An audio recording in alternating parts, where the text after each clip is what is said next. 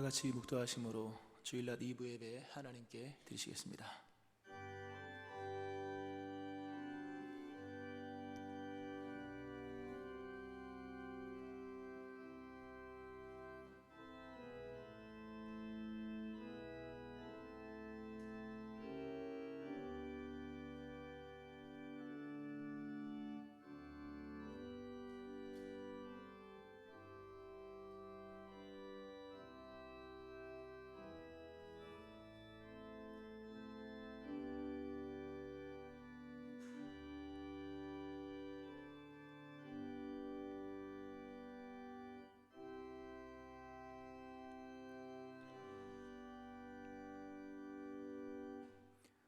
아버지께 참되게 예배하는 자들은 영과 진리로 예배할 때가 오나니 곧 이때라. 아버지께서는 자기에게 이렇게 예배하는 자들을 찾으시느니라. 하나님은 영이시니 예배하는 자가 영과 진리로 예배할지니라. 하나님 아버지, 그리스도 예수의 은혜 가운데 우리를 구원하시며 예배 자리를 인도하신 하나님, 부르심을 따라 하나님을 예배합니다. 우리 예배를 받아 주옵소서. 예수님 이름으로 기도합니다. 아멘. 다 같이 일어서서 찬송가 25장 찬송 하나님께 드리시겠습니다.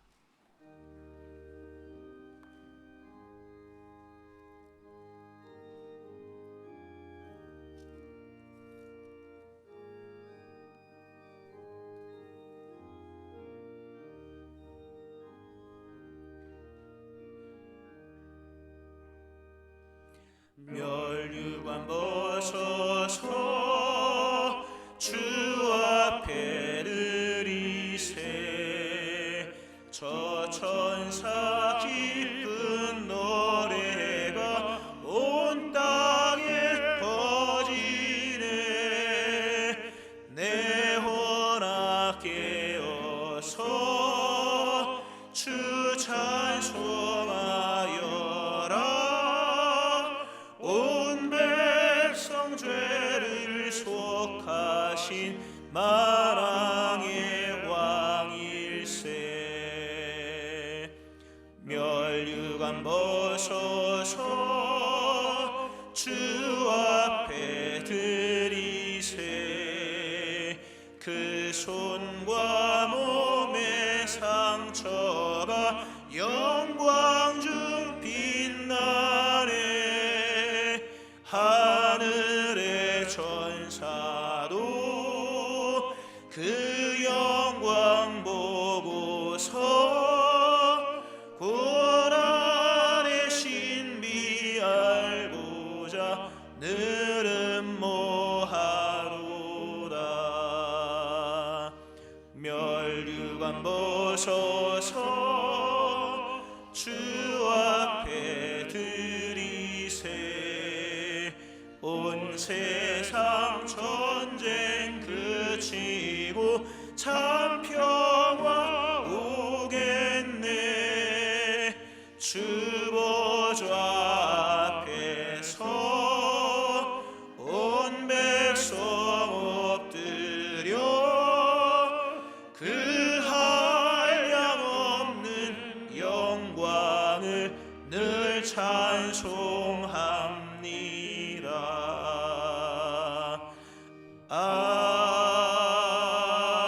아멘. 사도신경으로 신앙고백 하나님께 드리시겠습니다. 나는 전능하신 아버지 하나님, 천지의 창조주를 믿습니다. 나는 그의 유일하신 아들 우리 주 예수 그리스도를 믿습니다. 그는 성령으로 잉태되어 동정녀 마리아에게서 나시고 본디오 빌라도에게 고난을 받아 십자가에 못 박혀 죽으시고 장사된 지 사흘 만에 죽은 자 가운데서 다시 살아나셨으며 하늘에 오르시어 전능하신 아버지 하나님 우편에 앉아 계시다가 거기로부터 살아있는 자와 죽은 자를 심판하러 오십니다. 나는 성령을 믿으며 거룩한 공교회와 성도의 교제와 죄를 용서받는 것과 몸의 부활과 영생을 믿습니다. 아멘. 성시교도 24번, 시편 46편 교독문을 한 절씩 교독하시겠습니다. 하나님은 우리의 피난처시요 힘이시니 그러므로 땅이 변하든지 산이 흔들려 바다 가운데에 빠지든지 바닷물이 솟아나고 뛰놀든지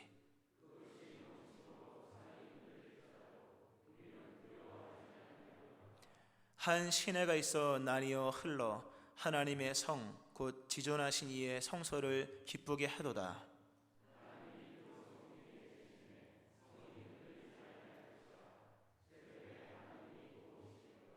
그가 땅끝까지 전쟁을 쉬게 하심이요 이르시기를 너희는 가만히 있어 내가 하나님 됨을 알지어다.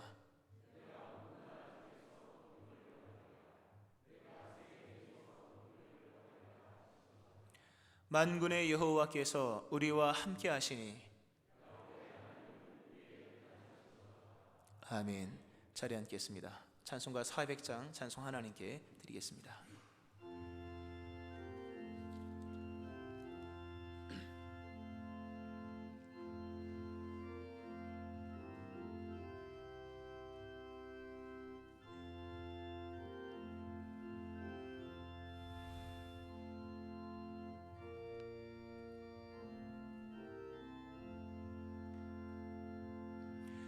험한 시험 물속에서 나를 건져주시고 노한 풍랑 지나도록 나를 숨겨주소서. 주여 나를 돌보시사 고이 품어주시고 험한 풍파 지나도록 나를 숨겨주소서. 권세 능력 무한하사 모든 시험 이기고 풍랑까지 다스리는 주님 앞에 미오니 주여 나를 돌보시사 고이 품어주시고 험한 풍파 지나도록 나를 숨겨주소서. 죄악 길에 빠진 이 몸 캄캄한데 헤매며 부르시는 나의 원 들으소서 내 주여. 주여 나를 돌보시사 고이 품어주시고 험한 풍파 지나도록 나를 숨겨주소서.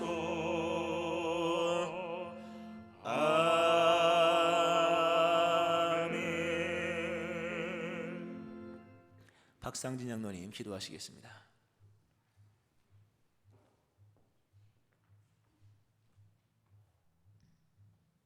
하나님 아버지, 그리스도 예수 안에 모든 만민에게 펼쳐진 차별없는 은혜의 세계를 하나님의 은총 가운데 베푸시고 복음 안에 우리에게 열려진 은혜의 시간과 구원의 날에 성령께서 친히 우리를 구별된 예배자로 불러주심을 감사드립니다. 변함없으신 하나님의 사랑과 은혜에 감사함으로 신령과 진정으로 하나님께 예배하오니 홀로 영광받아 주시옵소서.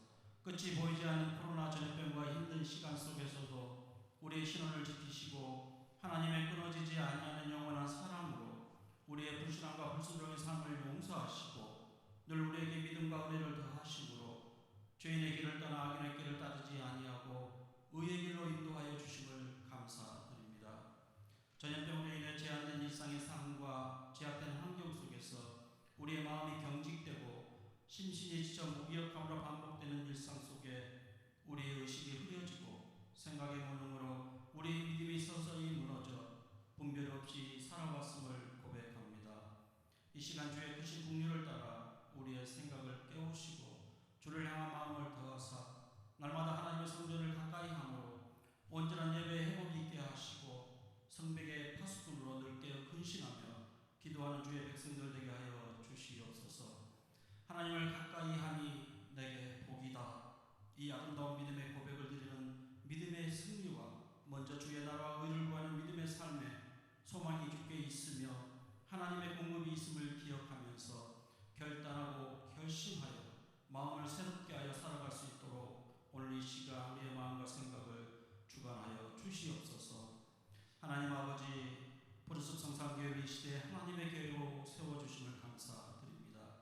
주님의 교회에 영원히 은총을 베푸시고 맡기전 시대적 사명을 따라 분별 있는 집중과 성별된 사역들로 예수님께서 진행하신 진리를 가르치고 복음을 전파하며 영혼을 취하신 위대한 사역들을 통해 새롭게 펼치시는 하나님 나라의 세계를 보게 하시고 하나님의 은혜가 강물처럼 굽이쳐 흘러가 하나님의 역사를 써내려가는 주님의 교회 되게 하여 주시옵소서. 신실하신 주의 종 최희선 담임 목사님을 기억하여 주시옵소서.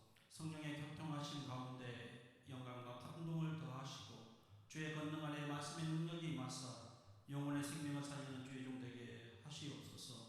이 시간 목사님을 통해 생명의 말씀이 선포될 때 힘들고 거친 삶 가운데 간절한 기대와 소망을 가지고 사모함으로 말씀을 가까이 하여 기업을 기울이고 충조하는 주의 백성들에게 친히 주의 음성으로 말씀하여 주시고 깨닫는 은혜 속에 지적 거듭남의 은총을 더하심으로 굳어버린 우리의 마음을 자하여 주시고 우리의 영혼이 다시 살아나고 회복되는 역사가 있게 성령의 충만함과 기쁨으로 넘치게 하여 주시옵소서. 새로운 교회, 새로운 심령, 이 시대에 새롭게 준비해야 할 우리 모두가 꿈꾸는 영적인 비전이 되게 하시고 바이러스와 공존하는 새로운 일상 속에 생활 방역 지침들을 잘 지켜 토착화되어가는 코로나 전염병으로부터 건강한 삶을 살아갈 수 있도록 지켜주시옵소서. 이 모든 것 감사드리오며 예수님의 이름으로 기도드립니다. 아멘.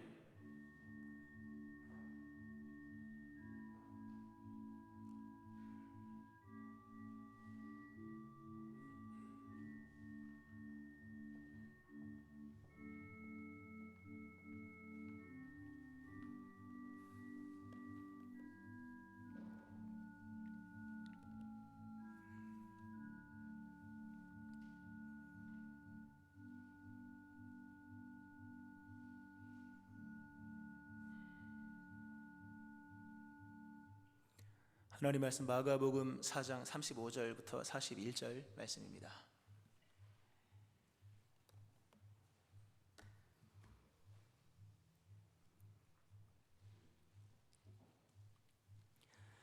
마가복음 4장 35절부터 41절 말씀 제가 봉독하겠습니다.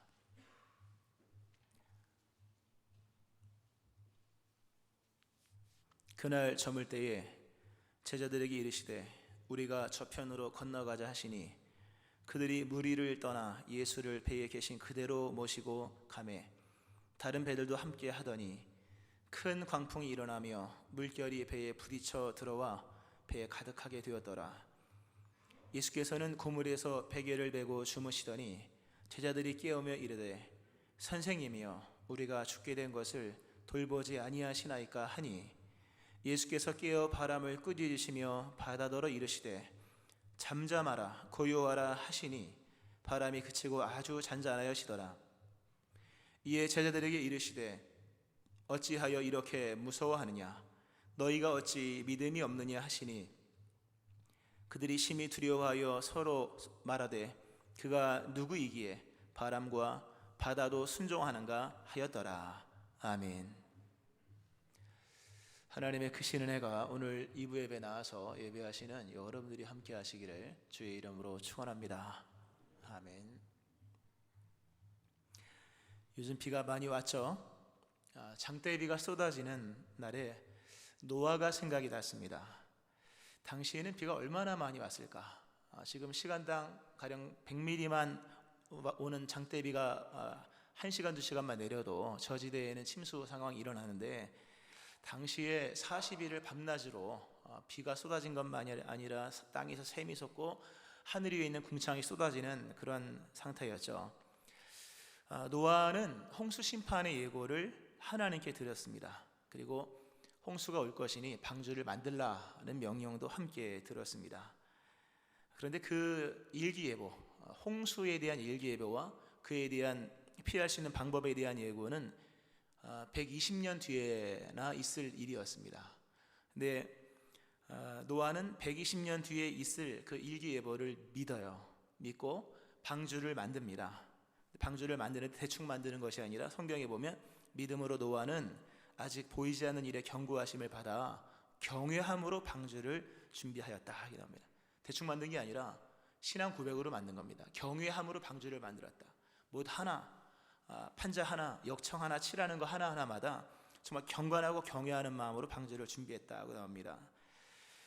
우리는 일기예보 내일 비 온다 해도 포항은 비가 안 와 이렇게 생각하면서 우산도 잘 챙기지 않고 일주일 뒤 일기예보는 을에 틀릴 것으로 생각을 합니다. 근데 노아는 120년, 계산이 한 120 나오는데 120년 뒤에나 있을 홍수를 믿어요. 그 보이지 않는 일의 경고를 받아서 오늘을 살아갑니다. 믿음이란 무엇일까? 복잡하게 설명하면 참 복잡하지만 간단하게 설명하면 하나님께 영향을 받는 것입니다. 하나님의 말씀에 영향을 받고 하나님의 사랑에 영향을 받고 하나님의 경고에 영향을 받는 거예요.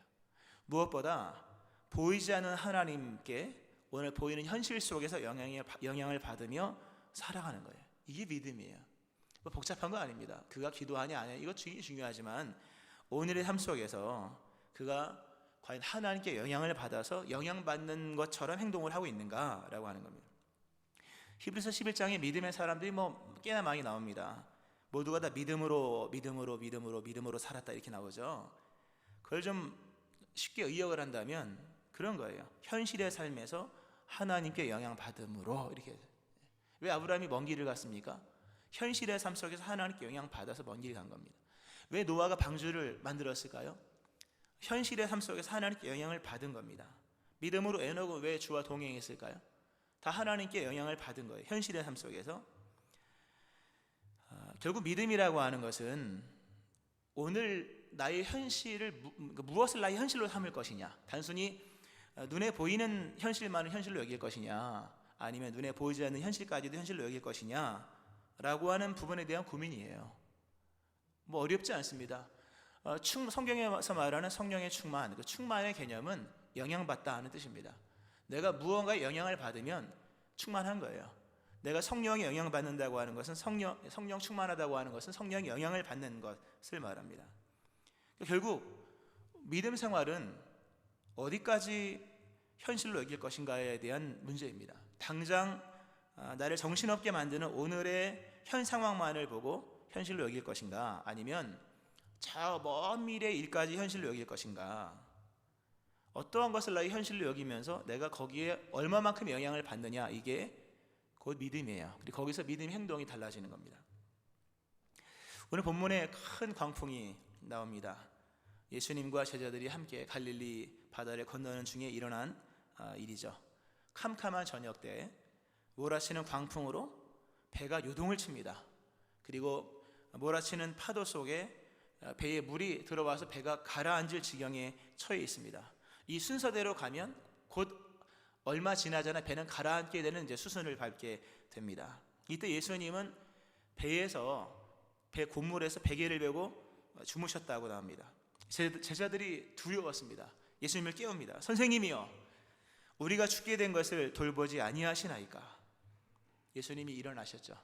그리고 바람을 꾸짖으십니다. 바다에게 잔잔할 것을 명하시자 바람이 멈추고 그리고 파도가 잔잔하게 됩니다. 그리고 예수님이 물으십니다. 너희가 어찌하여 믿음이 없느냐? 너희가 왜 무엇을 두려워하느냐? 어찌하여 믿음이 없느냐? 두려움과 믿음을 연관시킵니다. 예수님께서 하신 말씀을 우리가 보면 너희가 왜 무서워하느냐? 너희 믿음이 아직도 없느냐? 너희 믿음이 어디 있느냐?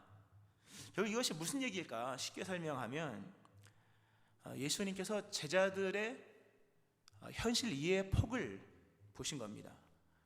제자들이 이해한 현실은 너무나도 상황적이었습니다. 그들은 몰아치는 파도와 바람만 볼 뿐이었습니다. 배에 물이 얼마나 찼는가를 볼 뿐이었습니다. 그리고 이대로 가다가는 빠져 죽을 것 같은 그런 상황만을 본 것입니다. 그들의 현실 이해입니다. 예수님께서 하신 말씀이 너희가 어찌 믿음이 없느냐, 너희의 현실 이해는 도대체 이거밖에 안 되냐. 오늘 본문에 두 가지 대조되는 상황이 나오죠. 하나는 몰아치는 광풍, 또 하나는 그 경랑이는 파도 위에 떠 있는 배 안에서 고요하게 주무시는 예수님. 우리가 어느 것을 보고 어느 것에 영향을 받아야 될 것인가? 물론 흔들리는 상황을 무시할 수는 없으나 그래도 그 상황 속에서 주무시고 계시는 예수님께도 영향을 받을 수 있어야 하는 겁니다. 무엇을 현실로 삼을 것인가는 결국 그의 각자의 선택이지만 우리가 정말 믿음의 사람으로서 이해의 폭을 넓혀서 본다면 예수님이 주무시고 계시다는 것도 좀 비중 있게 볼 필요가 있는 거예요. 그분이 지금 피곤해서 주무시는 것만은 아닙니다. 나중에도 설명을 드리겠습니다만, 믿음이라고 하는 것은 현실 이해의 폭입니다. 실상은 오늘 설교 제목도 현실 이해라고 하는 좀 어려운 용어를 썼는데, 믿음은 그가 본 현실에 대한 반응이며 응답입니다. 그가 보고 있는 현실에 대한 반응과 응답이 곧 그것이 여러분의 믿음이에요. 오늘 이 본문의 상황에서 뭘 보고 어떻게 행동할 것인가가 그의 믿음이에요. 그의 반응, 그의 응답이 그의 믿음인 거죠. 로마서 5장에 보면 믿음으로 말미암아 의롭게 된 아브라함에 관한 내용이 나옵니다. 아브라함의 일대기는 창세기에 쭉 나오지만 그 일대기를 믿음으로 설명해 주고 있는, 하나님이 아브라함을 의롭다 인쳐주셨다고 하는 그 믿음에 대한 해석이 로마서 5장에 나오는데, 아브라함의 믿음이 왜 하나님 앞에 의롭다 인정받을 수 있었을까? 원래 믿음은, 진짜 믿음은 의롭다함으로 여겨지는 거거든요. 성경에 이렇게 나옵니다. 아브라함이 바랄 수 없는 중에 바라고 믿었으니, 이 아브라함의 현실 이해의 폭을 보세요. 아브라함이 바랄 수 없는 중에 바라고 믿었으니 이는 내 후손이 이 같으리라 하신 말씀대로 많은 민족의 조상이 되게 하려 하심이라. 그가 백세나 되어 자기 몸이 죽은 것 같고 사라의 태가 죽은 것 같음을 알고도 믿음이 약해지지 아니하고 믿음이 없어 하나님의 약속을 의심하지 않고 믿음으로 견고해져서 하나님께 영광을 돌리며 약속하신 그것을 또한 능히 이루실 줄을 확신하였으니 그러므로 그것이 그에게 의로 여겨졌느니라 라는 말씀이 나옵니다. 보이는 현실과 그가 이해하는 현실의 폭이 다르다는 것을 아시는, 보이는 현실은 자기 몸이 죽었다, 사라의 태도 끊겼다, 이게 보이는 현실입니다. 그러나 그가 이해한 현실은 보이는 현실을 뛰어넘어서 그럼에도 하나님이 약속하신 말씀은 이루어진다는 믿음으로 나갑니다. 아브라함의 삶의 현실 속에 가장 크게 영향을 끼친 것은 이렇게 늙어버린 자신의 몸도 아니고 또 이렇게 단순한 사라의 태도 아니고 그의 삶에 가장 현실적인 삶에 영향을 끼친 것은 하나님의 약속의 말씀이었다 하는 겁니다. 약속하신 말씀을 붙들고 오늘의 현 문제를 뛰어넘어서 말씀은 반드시 이루어진다는 믿음을 가지고 나갔을 때 하나님이 그게 믿음이야 라고 얘기하신 겁니다. 믿음은 예수님께 영향을 받는 겁니다. 영향을 받는다고 하는 것은 예수님이 현실로 인정한다는 거예요. 여기서 우리가 좀 생각해 보는 것은 우리는 다 예수님께 영향을 받습니다. 다 영향을 받죠. 근데 대부분의 경우는 예수님의 행동, 예수님의 행위, 예수님이 행하신 기적들의 영향을 받아요. 근데 진짜 믿음은, 우리 히브리서를 보면 진짜 믿음으로 인쳐지기 위해서는 예수님의 활동, 예수님의 행동, 예수님이 행하신 기적을 보고 믿는 믿음도 중요하지만 그분의 계심, 그분의 있음, 좀 다른 말로 하면 그분의 존재하심으로도 영향을 받을 수 있어야 되는 거예요. 그분의 계심, 하나님이 우리와 함께 계시다. 믿음은 뭡니까? 그분의 계심을 믿는 거예요. 그분의 계심을 현실로 인정하고 아무것도 하지 않는 그분, 그러나 계신 것만으로도 우리가 영향을 받는 거예요. 이게 믿음이에요. 제자들이 광풍에 흔들리는 배 안에서 두려웠어요. 왜 두려웠을까? 광풍 때문에 두려웠을까? 아니, 예수님이 아무것도 안 하고 계셔서예요. 예수님 주무시고 계셨어요. 이 상황에 지금 주무시냐고 깨우죠. 제자들의 가득한 불만은 예수님이 아무것도 안 하고 계시다, 아무것도 안 하고 계시다는 거예요. 만약에 예수님이 일어나서 뭐라도 행하셨다면 제자들은 아마 이렇게까지 두려워하지는 않았을 겁니다.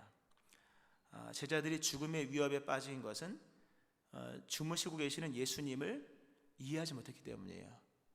주무시고 계시는 예수님을 받아들이지 못했기 때문입니다.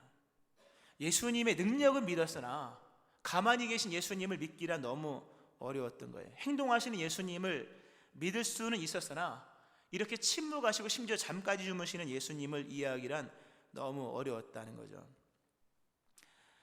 예수님을 믿는다고 하는 것, 또 예수님이 우리와 함께 하신다고 하는 그 현실의 의미를 알아야 됩니다. 그분이 뭘 해서 우리가 안전한 게 아닙니다. 그분의 계심 하나만으로도 안전하게 되는 거예요.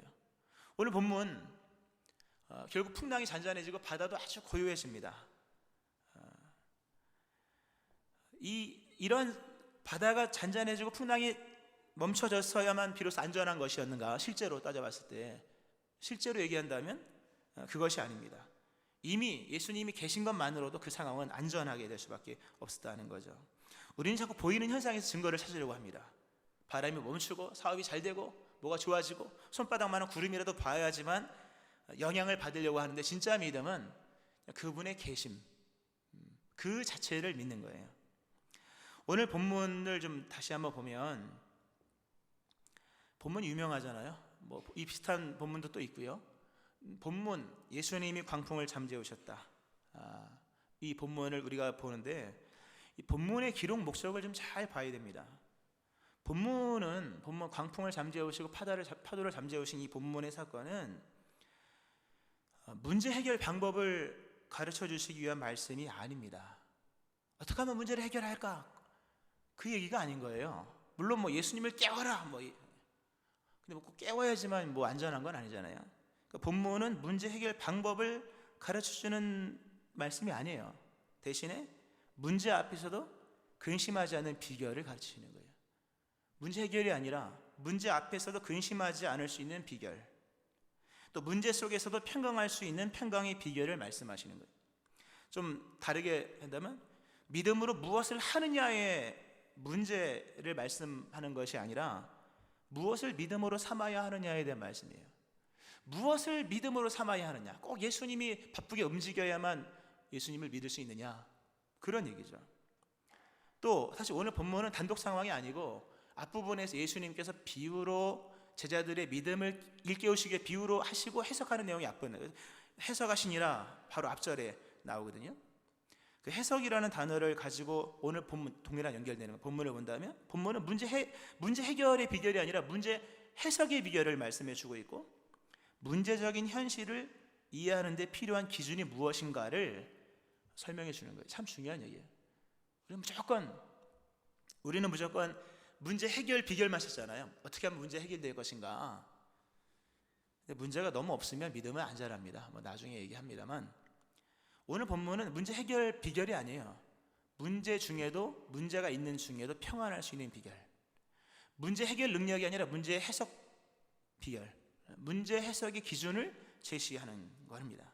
그러면서 그 얘기, 문제 앞에서도 평안할 수 있는 비결, 문제 앞에서도 근심하지 않을 수 있는 비결, 또 문제를 어떻게 해석할 것인가, 문제를 해결할 때 무엇을 기준으로 삼아야 될 것인가에 대한 얘기를 쭉 하면서 맨 마지막 결론은 질문으로 끝나요. 결국 예수님이 누구시냐라는 질문으로 끝납니다. 참 중요한 연관이죠. 예수님이 누구시냐라고 하는 문제, 우리의 믿음의 주제잖아요. 예수님이 누구시냐, 이 문제는 결국 예수님이 누구시냐에 대한 이해가 결국 문제 속에서 평안할 수 있는 비결이에요. 예수님이 누구시냐에 대한 대답이 결국 문제를 어떻게 해석하느냐에 대한 문제이고, 더 나아간다면 예수님이 누구시냐에 대한 이해가 결국 그 문제 앞에서 그가 어떤 반응과 행동을 보일 것인가에 대한 얘기인 거예요. 결국 본문은 문제가 해결됐다가 아니라 해결을 누가 했냐, 이 얘기를 하고 있는 거죠. 그리고 해결하시는 예수님을 제자들이 언제 비로소 믿게 되었냐라고 하는 그런 내용들입니다. 여러분에게 예수님은 누구십니까, 여러분? 여러분의 현실 속에서 예수님은 과연 어떤 분이냐 라고 하는 거예요. 이 부분을 한 번 더 이렇게 강화시키겠습니다. 제자들이 이 두려웠던 근본의 원인은 예수님이 주무셨기 때문이다 라는 거예요. 근데 나중에 예수님이 누구신지를 비로소 깨닫게 되죠. 근데 오늘 본문에 예수님이 누구신가를 설명을 하는데, 본문을 보면요, 본문이 이렇게 시작합니다. 해가 저물 때에, 오늘 보면 그날 저물 때에로 시작합니다. 저물 때에로 시작하고, 그리고 큰 광풍이 일어나며 물결이 배에 부딪혀 들어와 배에 가득하게 되었더라 이렇게 나옵니다. 본문이 때가 그날 저물 때로 시작하였고, 또 시간을 얘기하고 상황을 얘기합니다. 광풍이 불어서 배가 가득하게 되어 잠기게 되었다. 성경을 보면요, 항상 그런 건 아니지만 이 기적의 사건을 논할 때 주로 시간을 얘기하고 상황을 비교적 상세하게 기술합니다. 우리가 지난주에 보았던 오병이어의 기적도 보면 거기서 그러죠.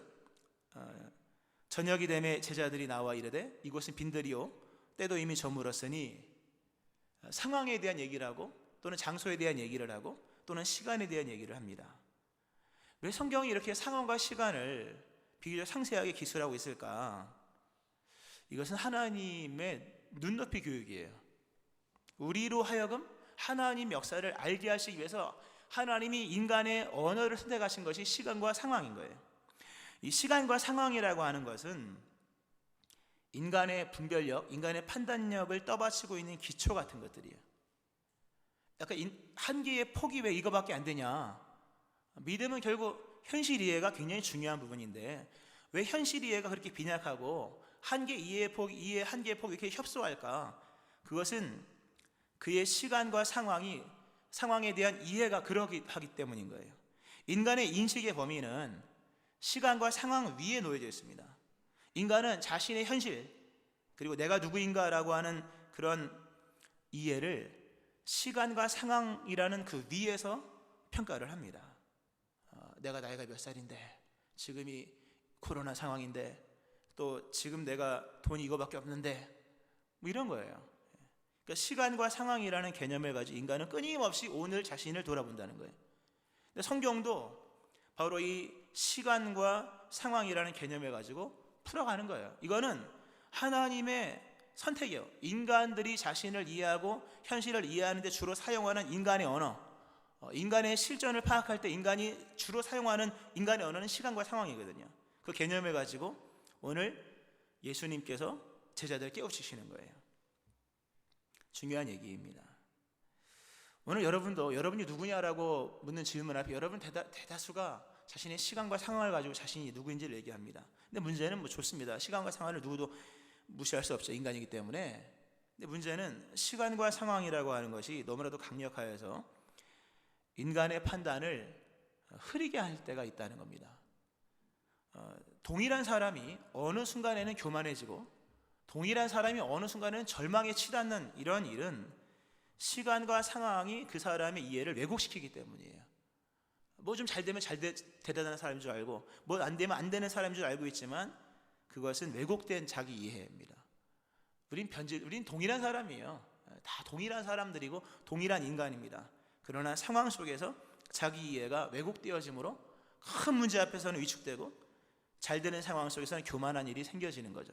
성경은 마음을 지켜라. 시간과 상황에 의해서 왜곡되지 말고 마음을 지키라라는 말씀을 하죠. 시간과 상황이 만든 가장 큰 문제 중에 하나는 대상에 대한 왜곡입니다. 나 자신에 대한 왜곡도 큰 문제이지만 대상에 대한 왜곡, 내 앞에 있는 그 누군가를 왜곡하는 거예요. 참 이게 문제가 커요. 뻗어나가면 부모들이 자식에 대해서 왜곡된 이미지를 갖고 있는 것, 자기가 처한 시간과 환경 속에 자녀에 대한 이미지, 대상에 대한 이미지가 왜곡되는 거죠. 그 자기가 생을 마감할 때 애들까지 끌고 가잖아요. 심각한 문제입니다. 가장 심각한 대상에 대한 왜곡은 우리에게는 하나님에 대한 왜곡이 생긴다는 거죠. 그리스도 예수에 대한 왜곡이 오늘 내가 처한 시간과 상황으로 말미암아 예수님에 대한 왜곡이 생기는 거죠. 예수님께서 오늘 바람과 파도를 잔잔하게 하십니다. 그때 제자들이 깜짝 놀라죠. 도대체 저분은 누구시냐? 중요한 질문이죠. 도대체 저분이 누구시기에 바람도 잔잔하고 파도도 그 말씀에 순종하는가? 지금 제자들이요, 생각할 때 원래 이런 것이었습니다. 이 늦은 밤에 깜깜한 보이지 않는 칠흑같이 어두운 밤에 몰아치는 파도로 인하여서 어디서부터 몰려오는지 모르는 파도를 맞고 배가 가라앉을 상황 속에 놓여 있을 때 누구도 이 상황과 시간을 통제할 수 없을 것이라고 여겼기 때문에 다 죽게 되었다고 얘기를 했죠. 근데 예수님께서 일어나셔서 그 상황을 잠재우십니다. 그 상황을 통제하시는 거죠. 그 시간과 그 상황에 통제받을 것 같은 예수님이 도리어 그 시간과 상황을 통제하십니다. 이들이 도대체 저분이 누구시길래 바람과 파도 잠잠하게 하는가, 이 질문은 우리가 갖고 있는 걸 뒤집는 얘기예요. 어떻게 예수님이 누구시기에 이 시간과 상황을 통제하시느냐. 예수님에 대한 엄청난 재발견이에요. 이 현실의 세계의 진짜 주인이 누구냐에 대한 질문인 거죠. 지금 몰아치는 광풍 속에서 진짜 주인이, 제자들은 생각할 때 그 칠흑같이 어두운 밤 몰아치는 광풍이 상황의 주인인 줄 알았던 거예요. 예수님이 잠재우시니까 드디어 예수님을 발견하면서 진정한 주인이 예수님이구나라는 것을 충격적으로 받아들이는 거죠. 예수 그리스도 안에서 새롭게 발견된 현실을 보고 있는 거예요. 지금까지는 광풍과 어둠과 파도와 요동과 침몰이라고 하는 현실을 보고 있었으나 예수 그리스도 안에서 새롭게 펼쳐지는 새로운 현실을 비로소 보고 있는 거예요. 대단한 얘기죠, 사실요. 오늘 본문을, 예수님께서 본문의 바람과 파도를 꾸짖어서 잠잠케 하시는 장면을 보세요. 예수님 한마디 명하, 잔잔하라, 고요하라, 잠잠하라, 고요하라 말씀하시니까 순간 잠잠하게 되고 고요하게 됩니다. 아마 제자들이 한 번도 그렇게 고요한 바다를 본 적이 없을 거예요. 마치 집 안에 그릇에 담겨있는 물처럼 조금의 미동도 없는 아주 잔잔한, 한 번도 본 적이 없는 이 바다의 상태를 본 거죠. 깜짝 놀라죠. 도대체 이분이 누구냐. 지금 제자들이 뭘 보고 있는 겁니까? 이 제자들이 보고 있는 이 장면은, 이게 이 성경 말씀을 이렇게 말씀을 좀 묵상하면서 이 창세기에 나온 장면이더라고요. 보니까 하나님이 천지를 창조하실 때 하나님이 이르시되 물 가운데에 궁창이 있어 물과 물로 나뉘려 하시고, 쭉 이어지죠. 궁창 아래의 물과 궁창 위의 물로 나뉘게 하시니 그대로 되니라. 하나님이 이르시되 천하의 물이 한 곳으로 모이고 묻히 드러나라 하시니 그대로 되니라. 창세기에 나온 내용이에요. 요동치는 물결, 넘칠대는 이런 파도, 하나님이 나뉘어 하니까 궁창이 땅에 있는 물과 나뉘어지고, 하나님이 땅과 물은 분리되라고 했을 때 땅과 물이 분리돼 그대로 되어지는 내용이 나옵니다. 창세기 1장 6절 7절 말씀이죠. 창조 당시에 보여줬던 원형이 오늘 본문 속에서 그대로 나오는 거예요. 예수님이 누구시냐라고 하는 이 물음 속에서 우리에게 제시해주고 있는 굉장히 중요한 답인 거예요. 예수님은 창조주였다는 거죠. 곁에서 아무것도 안 하고 주무시는 예수님, 그 계신 예수님, 그 있으신 예수님 누구냐? 창조주 하나님이셨다는 겁니다. 날이 저물었고 광풍이 불어 파도가 몰아쳐서 배가 가라앉을 상황이었으나, 그러나 그건 진정한 현실이 아니었다는 거죠. 진정한 현실은 창조주 질서 아래에 있는 여전히 안전한 현실이었다는 거예요.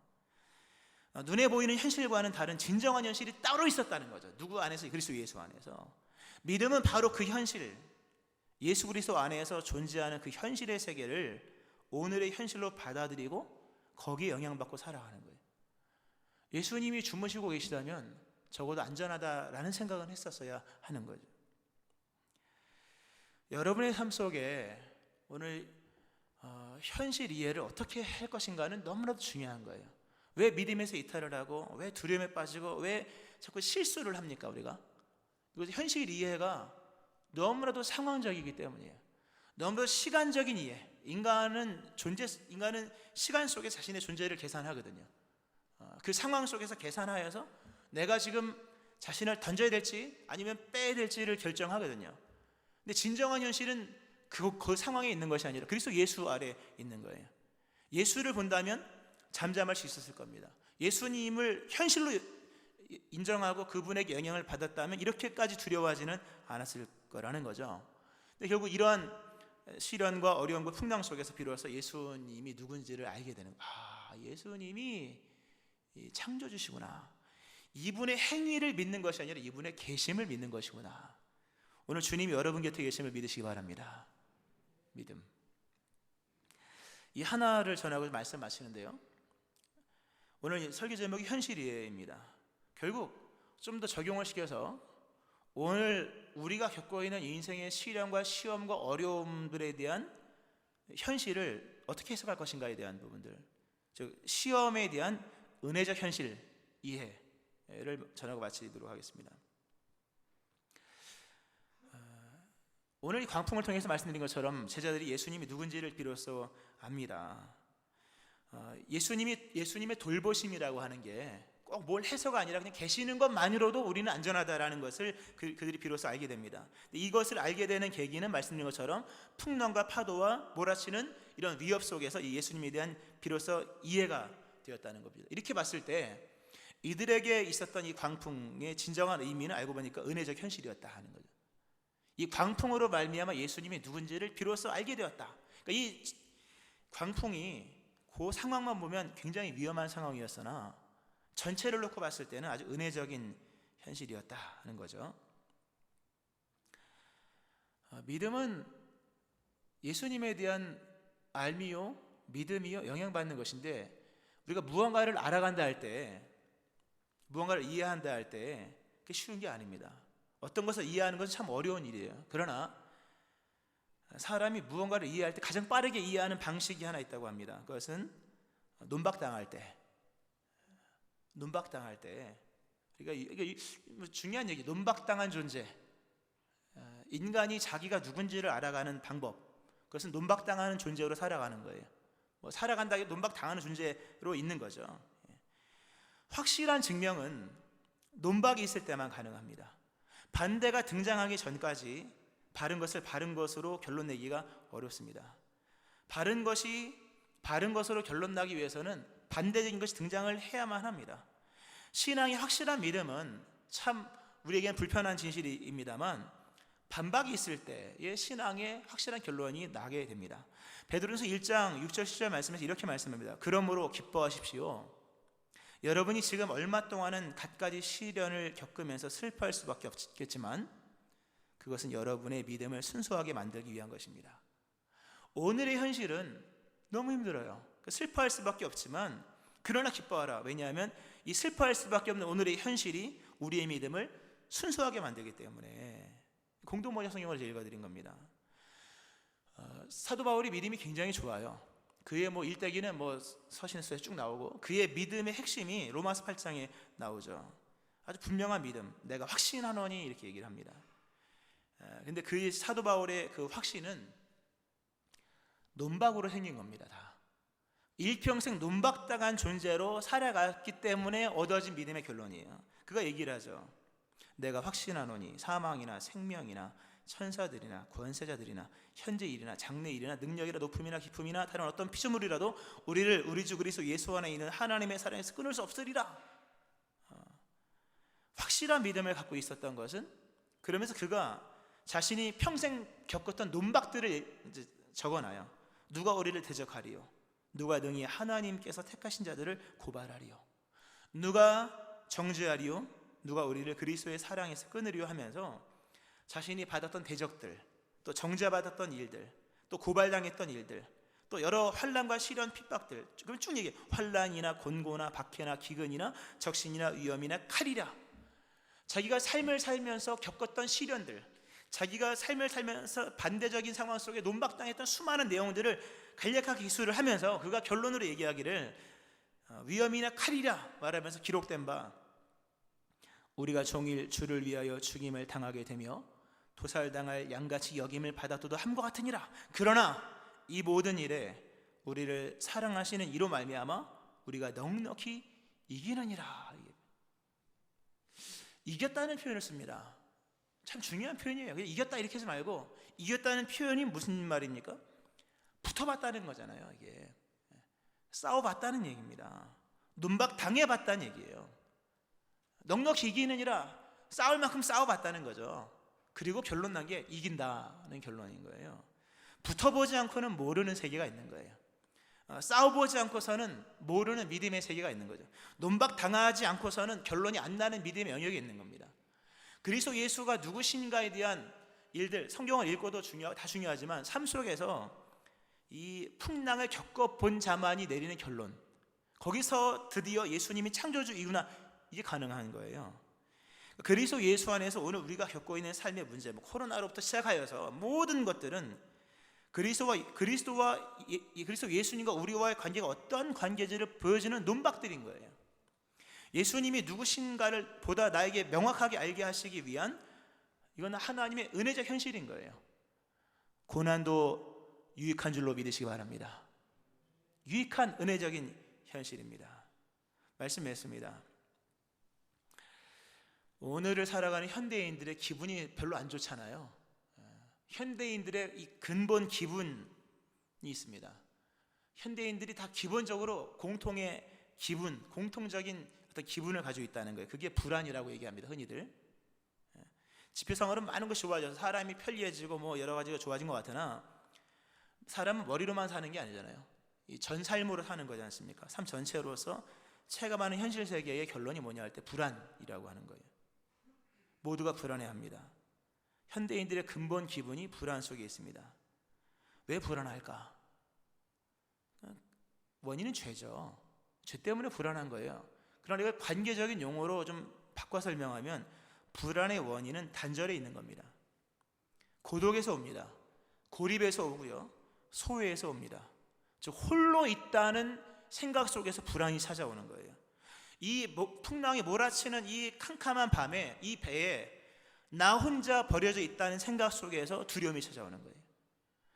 아무런 근거 없이 이 세계에 홀로 던져진 존재로 살아간다는 인식 속에서 억누를 수 없는 두려움과 무서움과 이런 당혹스러움이 찾아오는 겁니다.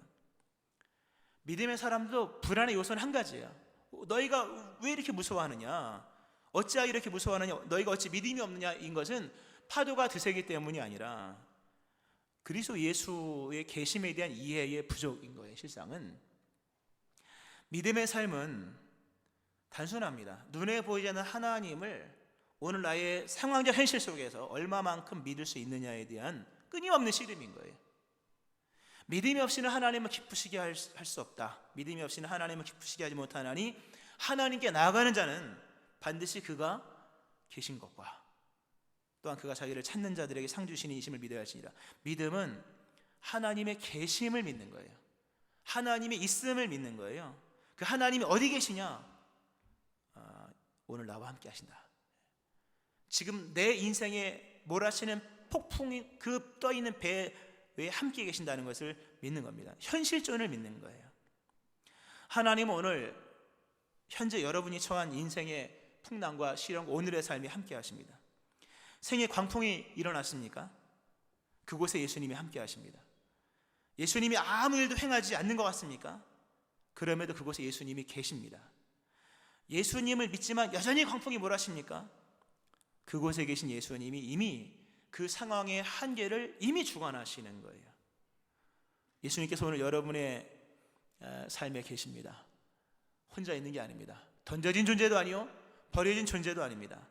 아무 일도 행하지 않으시는 예수님이 할지라도 그분의 계심만으로도 여러분은 안전합니다.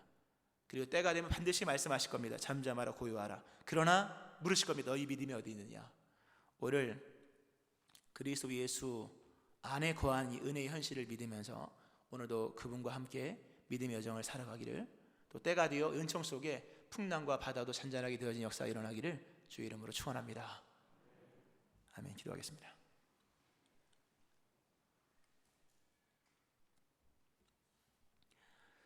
하나님 아버지, 우리가 이해하는 현실의 세계가 우리를 뒤흔듭니다. 우리 안에 두려움이 가득하고 또 우리 안에 염려가 넘쳐납니다. 죽게 된 것처럼 느껴지는 상황 속에 있습니다. 주님께서 우리에게 말씀하시며 어찌하여 두려워하느냐, 너희 믿음이 어디 있느냐 말씀하시는 주님, 우리에게 믿음을 더하여 주시사 계신 예수님을 믿으며 우리 곁에 계신 예수님의 역사하심을 믿는 믿음이 충만하기를 원합니다. 하나님, 이 자리에 두려워하는 사람들, 근심하는 사람들, 곁에 계신 예수님을 믿는 믿음을 충만케 하시며 은총을 베푸사 그 바람과 강풍이 잠잠해지게 하시고 그 흔들리는 삶을 붙잡아 주옵소서. 오늘도 믿음으로 주를 기쁘시게 해드리는 자들 되게 하여 주옵소서. 예수님 이름으로 기도합니다. 아멘.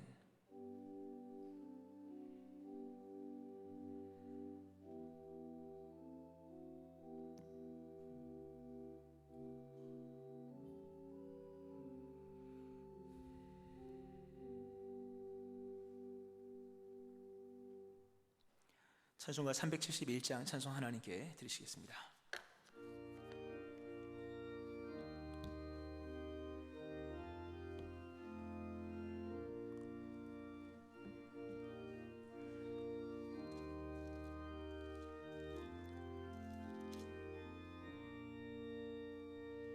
구주여 광풍이 불어 큰 물결이 일어나 온 하늘이 어둠에 쌓여 피할 곳을 모르니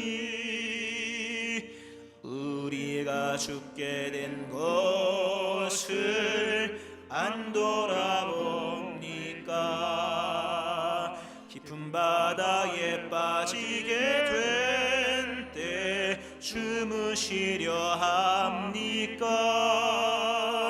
큰 바람과 물결아 잔잔해 잔잔해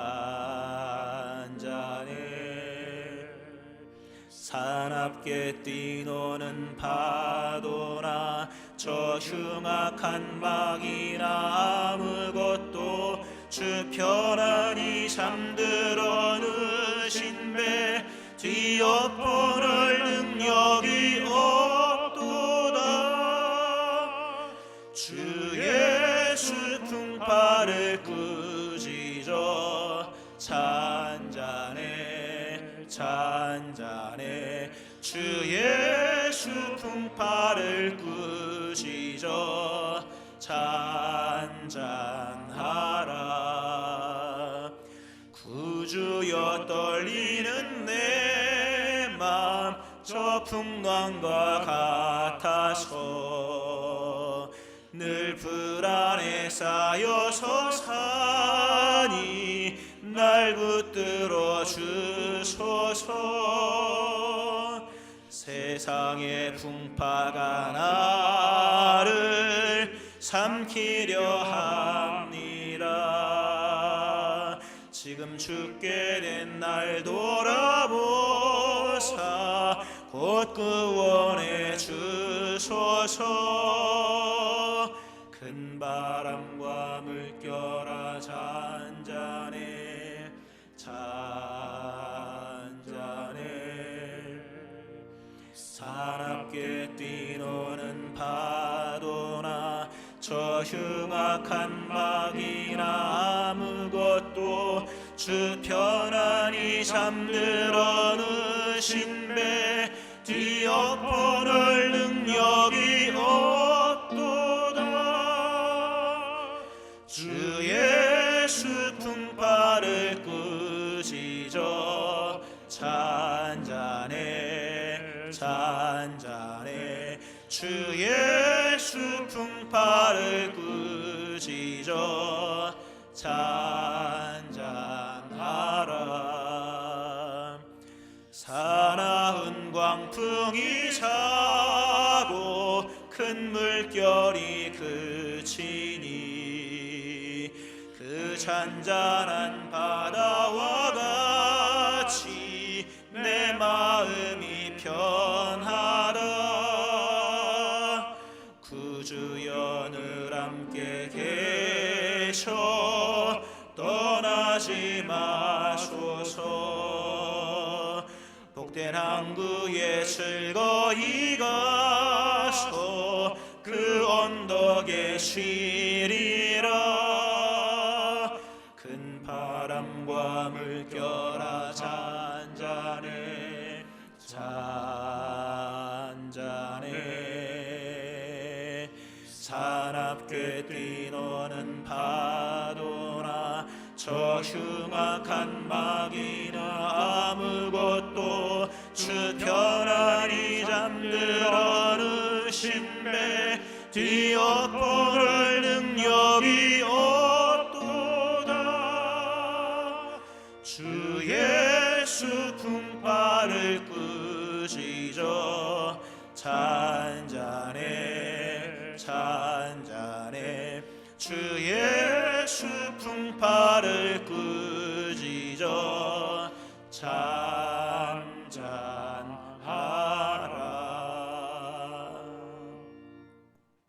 봉헌기도 하나님께 드리겠습니다. 안전에 거하게 하시는 하나님의 보호하심 속에 여러 위험한 상황 속에서도 우리가 안전을 입습니다. 빠르게 흘러가는 시간 속에 우리의 손에 결실이 있게 하시는 그 하나님의 은총 아래 오늘도 우리가 귀한 예물을 주께 드립니다. 고백을 담아 예물 드리는 귀한 자녀들, 주의 백성들을 기억하시고 이 예물 받으시며 이들의 삶 속에 하나님의 평강이, 하나님의 공급이, 하나님의 풍성함이, 하나님의 승리가 나타나게 하여 주옵소서. 예물이 귀하게 쓰여져 푸른 성산교회를 세우며 뿐만 아니라 주변의 교회들과 먼 곳에 있는 교회들을 세워나가는 예물이 되게 하여 주옵소서. 예수님의 이름으로 기도합니다. 아멘. 교회 소식을 전하겠습니다. 푸른 숲 성산교회 오신 여러분을 환영합니다. 우리 교회는 영혼을 구원하며 제자를 삼는 사랑의 공동체로서 은혜와 진리가 충만한 교회입니다. 아멘. 새로운 교회 새로운 심령 교회 PO이고요. 지난주에 서건석 성도님, 박세종 성도님 등록하셨습니다. 감사드리고요. 8월 월삭 새벽 기도가 다음 주 월요일 8월 3일 5시에 예배실에서 있습니다. 내용이 마르지 않는 삶, 큐티하는 교회, 큐티하는 성도, 생명의 삶 8호로 나왔으니까요. 가져가셔서 힘써 큐티하시기 바랍니다. 공동체 모임 및 성교회 모임 권장하고요. 또 공동체 활동비를 일회에 한해서 10만 원씩 지급을 합니다. 신앙지성을 위한 여름특강 이번 주에는 구중관 목사님이 하나님의 다림줄이라는 제목으로 특강을 했습니다. 업로드 했으니까요. 보시고 하면 되겠습니다. 권영식 안수지 집사님의 부친상이 19일에 있었습니다. 정기당이 오늘 있고요. QR코드 사용하고요. 예배에 힘써 참여하시기 바랍니다. 우리 서로 인사하시겠습니다. 잘 되고 있습니다. 믿음으로 삽시다. 잘 되고 있습니다. 믿음으로 삽시다. 아멘. 다 같이 일어서셔서 찬송가 635장 찬송 하나님께 드리고 축도함으로 2부 예배 마치겠습니다.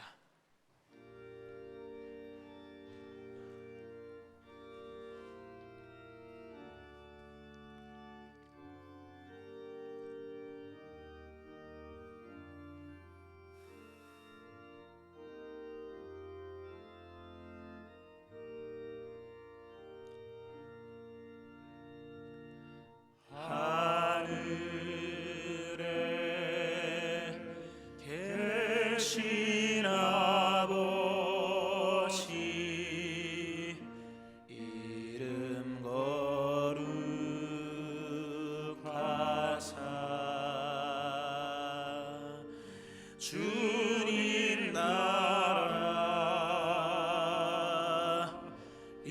임하시고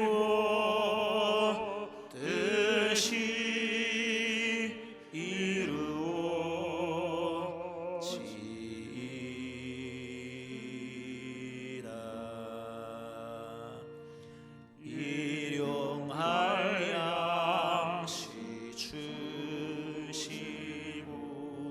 우리들의 큰 죄 다 용서하옵시고 또 시험에 들게 마시고 악에서 구원하소서. 대개 주의 나라 주의 권세 주의 영광 영원히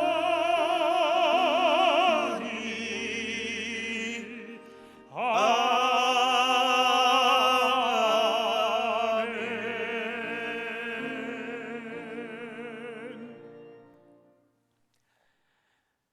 그리스도 예수의 은혜와 하나님 아버지의 무한하신 사랑하심과 성령님의 역사하심과 교통하심이 예수님이 우리와 함께 하심을 믿는 믿음 안에 오늘도 요동치는 삶이지만 믿음으로 주를 따르며 살기를 다짐하는 우리 모든 믿음의 식구들 머리 위에와 저들의 구원이 필요한 삶 위에 함께 하시기를 축원하옵나이다. 아멘.